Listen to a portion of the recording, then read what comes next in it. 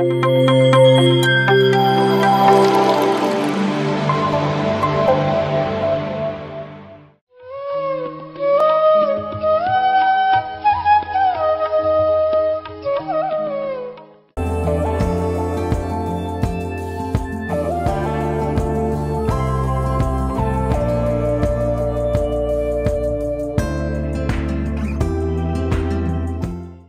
ಸುಭಾಷ್ ಪತ್ರಿಜಿ ಅವರಿಗೂ ಪತ್ರಿ ಮೇಡಮ್ ಅವರಿಗೂ ನಮಸ್ಕರಿಸ್ತಾ ನಾನೊಂದು 2 ಮಾತಾಡ್ತೀನಿ.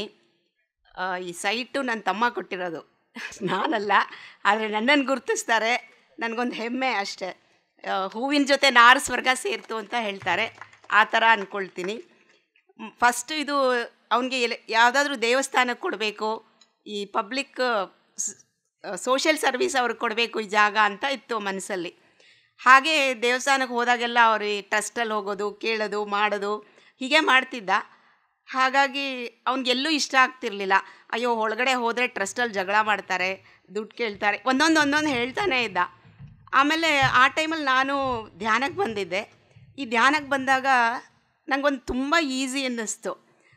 ಏನೂ ದುಡ್ಡಿಲ್ಲ, ಮನೇಲೇ ಮಾಡೋ ಅಂಥದ್ದು, ಮತ್ತು ಇದಕ್ಕೆ ಯಾವುದು ರೆಸ್ಟ್ರಿಕ್ಷನ್ಸ್ ಏನೂ ಇಲ್ಲ, ನಮಗಿಷ್ಟ ಬಂದಂಗೆ ಮಾಡ್ಕೋಬೋದು. ಇದೆಲ್ಲ ಈಸಿಯಾಗಿ ಕಾಣಿಸ್ತು.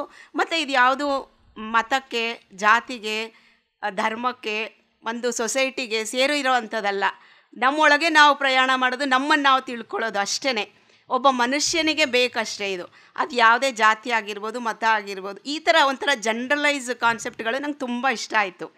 ಅದಕ್ಕೆ ಅವನು ಅದೇ ಟೈಮಲ್ಲಿ ಕೇಳ್ತಿದ್ದ, ಈ ಜಾಗನ ಯಾರಿಗಾದ್ರೂ ಕೊಡಬೇಕು ಅಂತ. ಅದಕ್ಕೆ ನಾನು ಹೇಳಿದೆ, ನೋಡು ಇದು ಜನರಲ್ ಆಗಿದೆ, ಯೋಚನೆ ಮಾಡು, ಕೊಡೋದಿದ್ದರೆ ಇಲ್ಲೊಬ್ಬರು PSSM ಟ್ರಸ್ಟ್ ಮಾಡ್ಕೊಂಡಿದ್ದಾರೆ, ಅವ್ರ ಜೊತೆ ಮಾತಾಡು ಅಂತ ಹೇಳಿದೆ. ಅದು ಆಮೇಲೆ ಅವನು ವೆಬ್ಸೈಟಲ್ಲೆಲ್ಲ ನೋಡಿ ಈ ಪಿರಮಿಡ್ ವ್ಯಾಲಿನಾ ಅಂತ ಎಲ್ಲ ಕೇಳ್ದ. ಹೌದು ಅಂತ ಹೇಳಿದೆ. ಅದಕ್ಕೆ ಪತ್ರಿಜಿ ಅವರಲ್ವಾ ಮೇಯ್ನ್ ಅಂತ ಕೇಳ್ದ. ನನಗೂ ಗೊತ್ತಿರಲಿಲ್ಲ ಪತ್ರಿಜಿಯವ್ರ ಬಗ್ಗೆ. ಹ್ಞೂ ಅಂತ ಹೇಳಿದೆ. ಆಗ ಅವನು ಹೇಳ್ದ, ನಾನು 2016 3 ದಿನ ಪಿರಮಿಡ್ ವ್ಯಾಲಿಯಲ್ಲಿದ್ದೆ. ನನಗೊಂದು ಟ್ರೈನಿಂಗ್ ಇತ್ತಲ್ಲಿ, ಇಂಟರ್ನ್ಯಾಷನಲ್ ಕಾನ್ಫರೆನ್ಸು, ಅಲ್ಲಿದ್ದೆ. ಸೊ ಪತ್ರಿಜಿಯವ್ರನ್ನ ಮೀಟ್ ಮಾಡೋಕ್ಕೆ ಬೆಳಗ್ಗೆ ಒಂದಷ್ಟು ಜನ, ಸಾಯಂಕಾಲ ಒಂದಷ್ಟು ಜನ ಸೇರ್ತಾಯಿದ್ರು. ನನಗೆ ಅವ್ರು ಯಾರು ಅಂತಲೂ ಗೊತ್ತಿಲ್ಲ, ನೋಡ್ತಾ ಇದ್ದೆ. ಮತ್ತು ಅವರು ಎಲ್ಲರ ಜೊತೆ ಜನರಲ್ಲಾಗಿ ಒಂದು ಚೆಸ್ ಆಡ್ತಾಯಿದ್ರು, ಮತ್ತು ಊಟ ಮಾಡುವಾಗ ಎಲ್ಲರ ಜೊತೆ ಮಾಡ್ತಾಯಿದ್ರು. ಇದು ತುಂಬ ಸಿಂಪಲ್ಲಾಗಿದ್ದರು ಮನುಷ್ಯ. ಬಟ್ ನಾನು ತಿಳ್ಕೊಳ್ಳಲಿಲ್ಲ. ನಾನು 3 ದಿನ ಅವ್ರ ಜೊತೆ ಅಲ್ಲಿದ್ದಿದ್ದಕ್ಕೆ, ಆ ಪಿರಮಿಡ್ ವ್ಯಾಲಿಯಲ್ಲಿ ಇದ್ದಿದ್ದಕ್ಕೆ ಇದು ನನ್ನನ್ನು ಅಲ್ಲಿ ಕರ್ಕೊಂಡು ಹೋಗ್ತಾ ಇದೆ, ಇದು ನಿಜ ಸತ್ಯ ಇರ್ಬೋದು ಅಂತ ಅವನು 2ನೇ ದಿನಾನೇ, ಅದು ಕೋಇನ್ಸಿಡೆಂಟಾಗಿ ಚನ್ನಬಸವ ಸರ್ ಏನಕ್ಕೋ ನಮ್ಮ ಮನೆಗೆ ಬಂದರು. ಅದು ಅರ್ಧ ಗಂಟೆ ಮುಂಚೆ ತಾನೇ ಅವನು ಮಾತಾಡಿದ್ದ ಆ ಮಾತು. ಅವ್ರು ಇಮಿಡಿಯೇಟಾಗಿ ಬಂದು ಹೇಳ್ದ, ಅವರು ಒಪ್ಕೊಂಡ್ರು. ಸೊ ಅಲ್ಲಿಂದ ಲಾಸ್ಟ್ ಫೆಬ್ರವರಿ 23ನೇ ತಾರೀಕು ಅವರು ಇಲ್ಲಿಗೆ ಭೂಮಿ ಪೂಜೆ ಮಾಡಿದರು. ಅವತ್ತು ಅವ್ರಿಗೂ ಗೊತ್ತಿಲ್ಲ, ಅಕ್ಷಯ ತೃತೀಯ ಅಂತ ಹೇಳಿದರು. ಆಮೇಲೆ ಇವಾಗ ವರ್ಷದ ಒಳಗಡೆ, ಇವತ್ತು ಏಪ್ರಿಲ್ 14th ಆಗಿದೆ, ವರ್ಷದ ಒಳಗಡೆ ಅವರು ನಿರ್ಮಾಣ ಮಾಡಿದ್ದಾರೆ.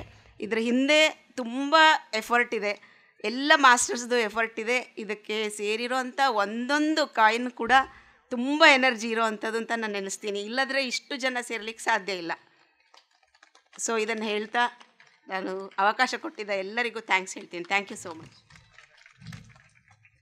PMC ಕನ್ನಡ ಚಾನೆಲ್ ಅನ್ನು ಲೈಕ್ ಮಾಡಿ, ಶೇರ್ ಮಾಡಿ, ಸಬ್ಸ್ಕ್ರೈಬ್ ಮಾಡಿ ಮತ್ತು ಮಾಡಿಸಿ. ಎಲ್ಲರಿಗೂ ಧನ್ಯವಾದಗಳು.